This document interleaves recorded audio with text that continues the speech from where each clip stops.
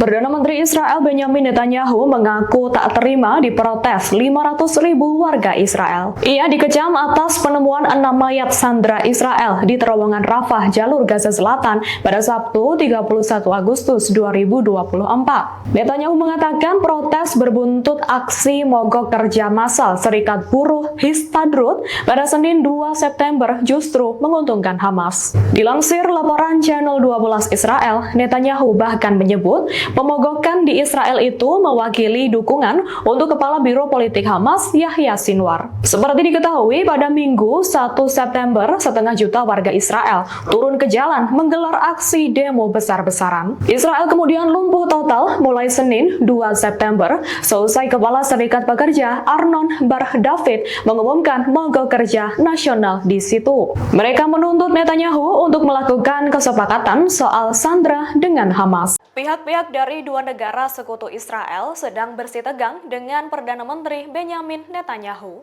Mereka adalah Amerika Serikat dan Inggris. Dilansir VOA pada Senin 2 September 2024, Inggris mengaku akan menangguhkan ekspor beberapa jenis senjata ke Israel. Menteri Luar Negeri Inggris David Lammy mengatakan kepada parlemen bahwa negaranya akan menangguhkan 30 dari 350 lisensi ekspor senjata ke Israel. Sementara itu, Presiden AS Joe Biden menyampaikan kritik keras kepada Netanyahu. Pada Senin 2 September lalu, Biden mengatakan Netanyahu tidak berbuat cukup banyak untuk mengamankan kesepakatan pembebasan sandera yang ditawan Hamas. Terlebih setelah ditemukannya 6 sandera Israel yang tewas di terowongan Gaza. Hamas dilaporkan telah merekrut 3.000 pejuang baru. Kelompok pejuang Palestina itu berupaya memulihkan kemampuan militernya dalam perang melawan Israel. Informasi itu diungkapkan seorang pejabat senior pemerintahan pendudukan Israel kepada media Channel 13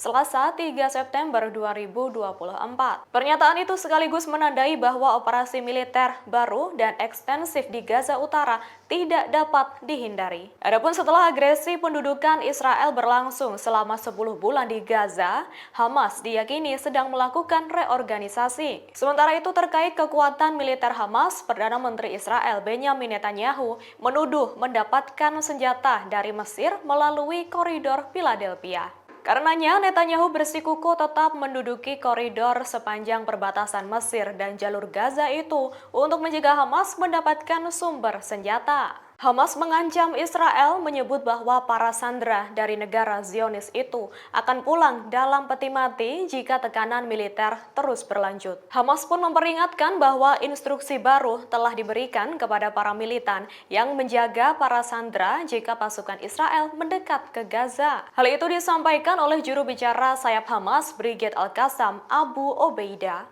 Tepatnya 2 hari setelah jenazah 6 sandera Israel ditemukan dari terowongan Gaza. Di sisi lain, terkait kematian 6 sandera, Netanyahu akhirnya meminta maaf kepada keluarga korban. Permintaan maaf itu Netanyahu sampaikan seusai banjir kritikan karena dirinya gagal mencapai kesepakatan dengan Hamas untuk menjamin pembebasan para sandera yang masih ditahan di jalur Gaza. Faksi-faksi perlawanan Palestina bergabung untuk berperang melawan tentara pendudukan Israel di tepi barat. Dalam operasi gabungan pada Senin 2 September 2024 itu, kelompok militer yang terafiliasi Gerakan Fatah, Brigade Syuhada Al-Aqsa Tulkarim, mengonfirmasi seorang tentara pendudukan Israel tewas. Sementara beberapa tentara Zionis lain mengalami luka-luka. Brigade tersebut kemudian menambahkan penyergapan kompleks yang dikoordinasikan dengan Brigade Al-Qassam di sepanjang poros Al-Ghanem di Tulkarem mengakibatkan beberapa korban dan kerugian di pihak IDF. Dalam laporan, pasukan Israel juga disebut terjebak dalam penyergapan di sepanjang poros Al-Ghanem. Pejuang perlawanan kemudian meledakkan alat peledak rakitan atau IED dan menghujani tentara pendudukan Israel dengan senapan mesin. Download Tribun X sekarang, menghadirkan lokal menjadi Indonesia.